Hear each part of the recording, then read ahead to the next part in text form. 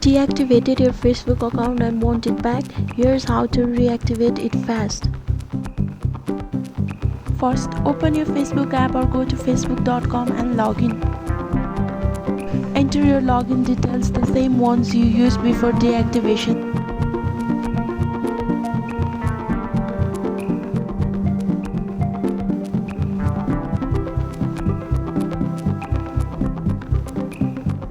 Now tap login. If your account was just deactivated, Facebook will automatically reactivate it when you log in.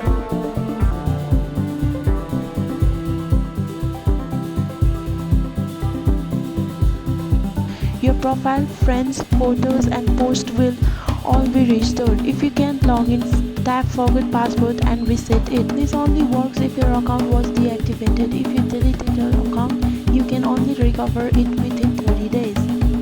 Follow for more tips.